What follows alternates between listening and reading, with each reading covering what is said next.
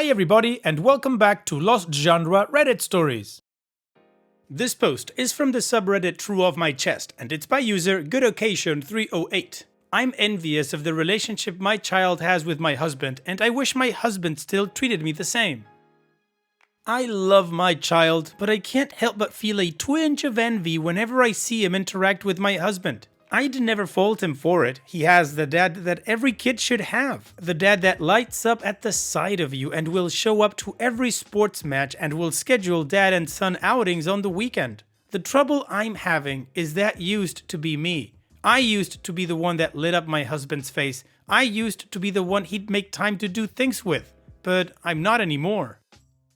Before having kids, I never was worried about being pushed to the sidelines. The love a parent has for their kids is a different type of love than they have for their spouse. And it is. But I didn't realize there would be a cap on the quantity. There is no love left for me.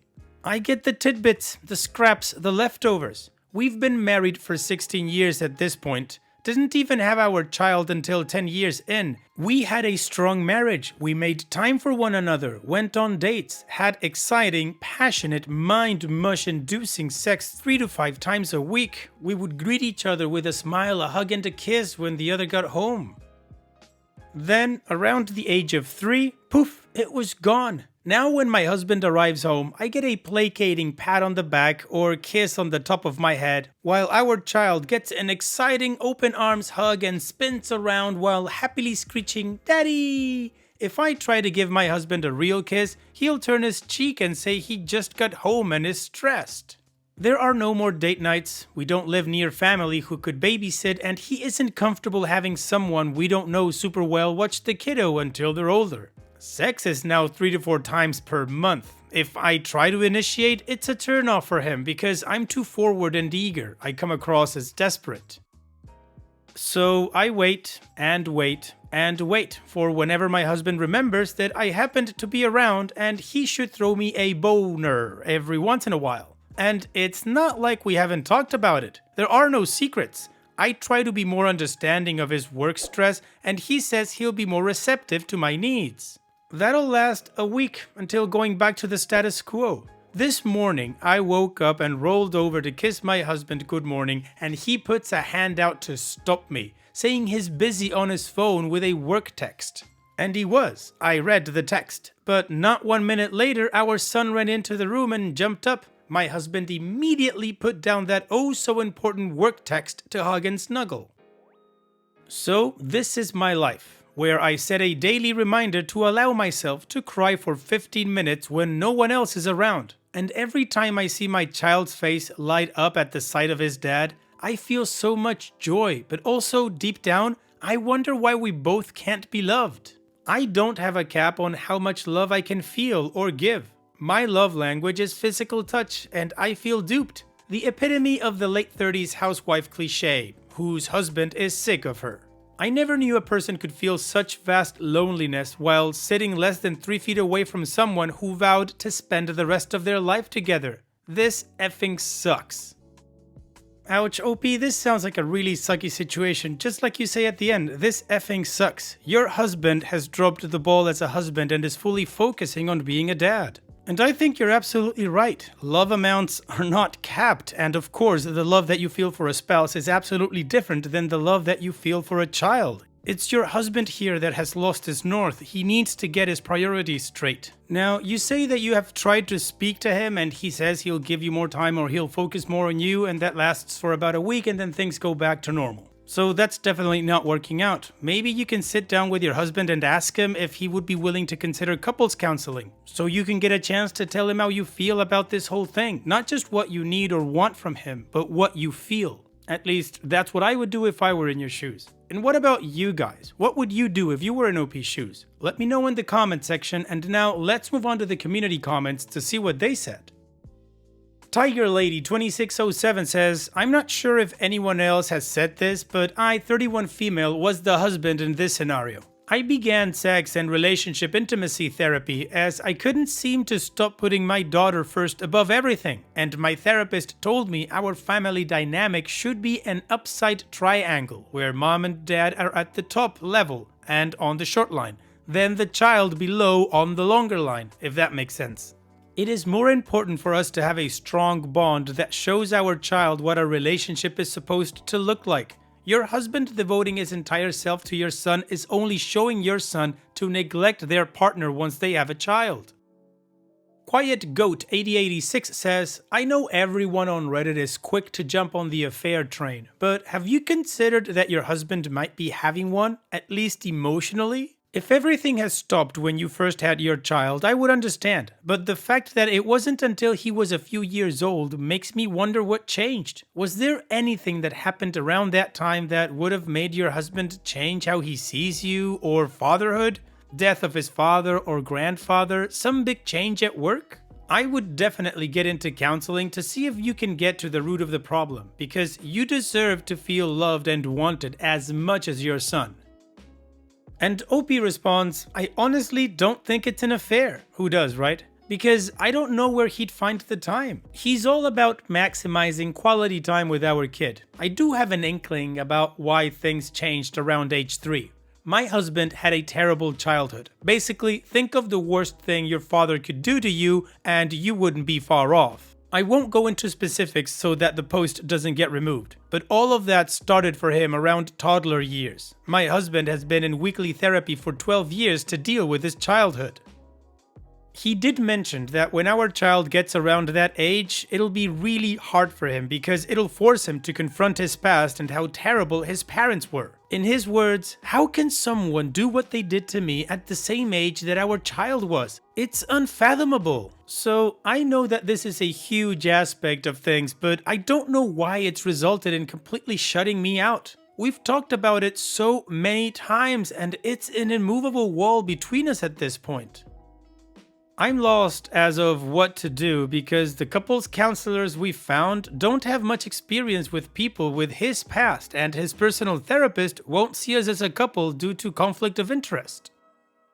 KShell13 says, even if he had a traumatic childhood at the age your child is now, that absolutely 100% is not a reason that you should accept him neglecting you. This is not okay. You do not have to, and should not, just sit around suffering these circumstances. I think you will need to have some serious and uncomfortable conversations with your partner. Things need to change, effort needs to be put in, and if he has no willingness to try and meet you halfway on your desires and needs, then you have your answer. I'm so sorry you're going through this, as this obviously could not have been foreseen and sounds so heart-wrenching. Please do not abandon yourself. What you want and desire is significant and not beyond reason. OP's edit. This got a lot more attention than expected. I appreciate the helpful comments. I'm going to have one more conversation with my husband, basically laying everything out and insisting on couples counseling. During our past conversations, I did express myself fully and things would get better for a bit and then go back to sucking. I think I'm at the point where I'm not willing to go back to our new status quo, so that'll be different. Of course, this being Reddit, there were also a lot of off-the-wall assumptions that I'll address. 1. I'm not jealous of my child. I purposefully chose the word envy because it's a feeling of wanting what someone else has, whereas jealous has a threatening connotation to it and involves resentment. There's absolutely no resentment here. 2. To those saying I'm going to go crazy, I would never hurt my child, nor have I ever. My husband is also not a danger to me. 3. I have never cheated, nor have I gotten fat and lazy. 4. For those wondering why my husband has the sudden change, I did reply to one commenter shortly after posting about my husband's terrible childhood, and he thought the toddler years would be difficult for him to process. But we seem to be stuck with a huge wall between us now. 5. My husband is in individual therapy, 12 years, but I am currently not. I'll have to look into online options since I don't have a sitter. 6. I have my own hobbies and group of friends that I go out with, but I'd still enjoy spending time with my husband who wants me. Otherwise, we're just awkward roommates. 7. No, I'm not a sex-crazed maniac. I didn't realize wanting weekend sex and maybe once during the week was considered unreasonable to some. It never was a problem before, and my husband hasn't really discussed it with me now. Just rebuffed and avoided me. 8. Lastly, I am not a mooch living off my husband's hard work. While I mentioned being a housewife, that doesn't mean I don't work. I left my regular full-time job after having the baby since my pay wouldn't cover daycare, but I've transitioned to running my own company online while taking care of my child and keeping the house up. I'm making over twice as much as I was pre-baby while still doing all the housewife stuff. I can be fully self-sufficient if need be. Alright, well, I think the community helped OP out pretty much. They're pretty much on her side, and they asked her a few questions that is helping OP try to getting on the right track. And OP answered a lot of questions. So now it's time to move on with the update to see how this story ends, but of course, it's that time where I show you guys another one of my playlists right up here. There are only stories with updates in it, so go check it out. Now, let's move on to the update. Even though I shouldn't have been, I was quite surprised at all the negativity I received. Comments saying how I was the problem, had unrealistic expectations, or even were comparing me to a book character who offs her children. It was also eye-opening how many people thought having a healthy relationship was a fairy tale or that I was living in a romance novel. Also, it was never about me being jealous of our child. It was a way to show the juxtaposition of how opposite I'm treating versus the capacity of affection that's possible. So many people glossed over that and decided to make their own narrative. On to the update. I ended up showing my husband the post that evening and sat in silence while he read it and everyone's comments. Partway through, I noticed tears falling down. He told me he didn't realize I felt this way. I asked how it could be a surprise when I've literally told him this more than once. I told him I was at my breaking point. I felt like I was put on a shelf, stuck in suspended animation, waiting for the time he remembers I'm around. He ended up calling his therapist, and my husband invited me to sit on an emergency therapy session the next day with him.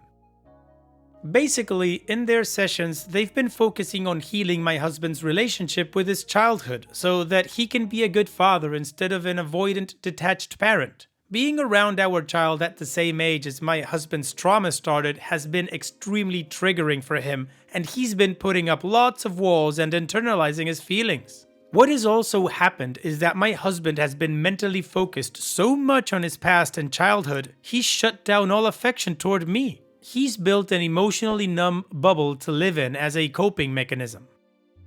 In the session, my husband said that reading my post was a wake-up call and made him realize he was about to lose me. He doesn't want a divorce and wanted me to ask any questions I have in this safe space.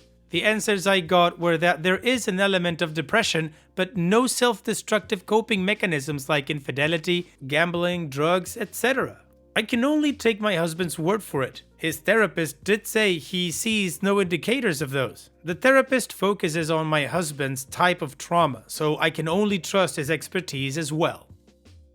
So, while my husband's therapist won't see us as a couple, he said having me attend a session was beneficial since he was only getting one side of the relationship dynamics and was under the impression all was well-ish, or at least not at a breaking point. His therapist gave us a recommendation for a trauma couples therapist, and we've made an appointment.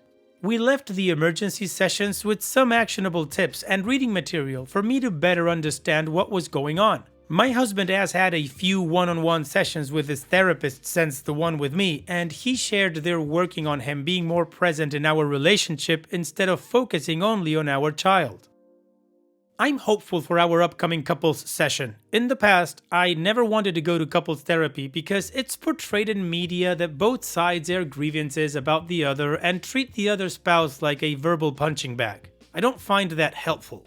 But after talking with other couples therapists on the phone, we're going to focus on strategies to rebuild intimacy with one another and go from there. No more living like awkward roommates. There's still lots of love in our relationship that wasn't being given enough oxygen to thrive. We have some work to do, but are both committed to working together.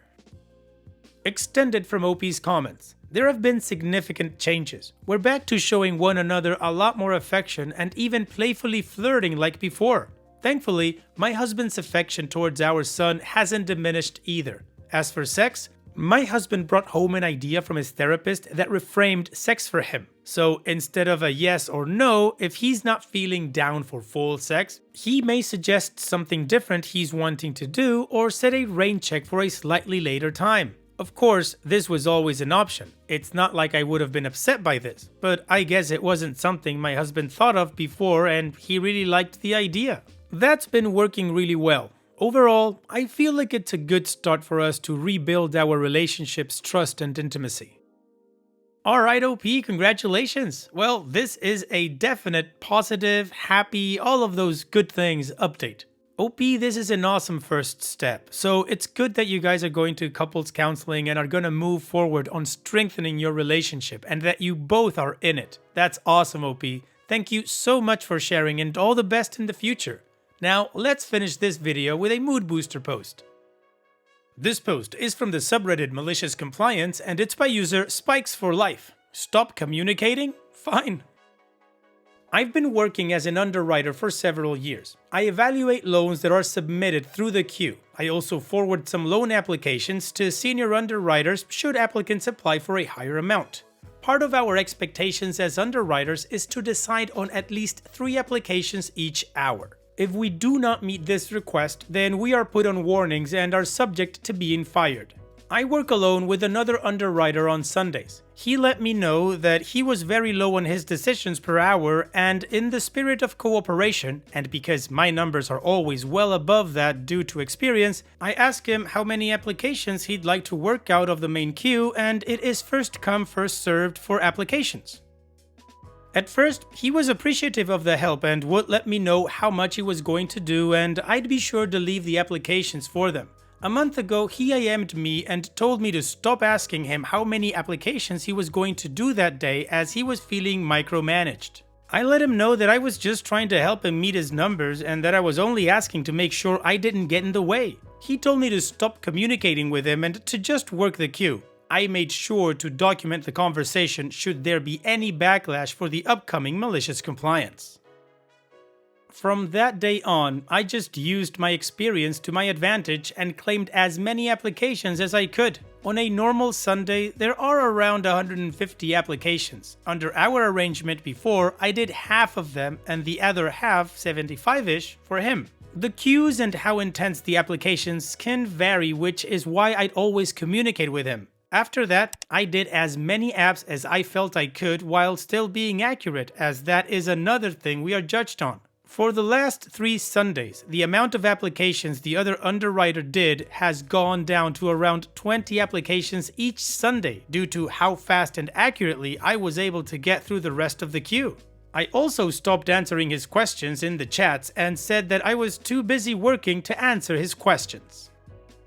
He is now on a verbal warning and he is too prideful to tell me he was wrong or apologize, so I'm keeping course. I was able to change shifts and no longer work Sundays due to how good my numbers look, so I will no longer have to work with him alone on Sundays. I still refuse to answer his questions the other days of the week we work. I have not been approached by my management for my malicious compliance and have only been praised for my work thus far. Well OP, he's the one that for some stupid reason didn't want your help and didn't want to communicate with you, so have at it then. Nicely done OP, thank you so much for sharing. Take care. And that's it for today's video. Thank you so much for taking the time to watch it. Now, if you've gotten to this point in the video, I assume that you like these stories that I'm reading out, so here are a couple more that you might enjoy. And if you don't have any time to watch another story right now, save it for later, and also, don't forget to hit that subscribe button.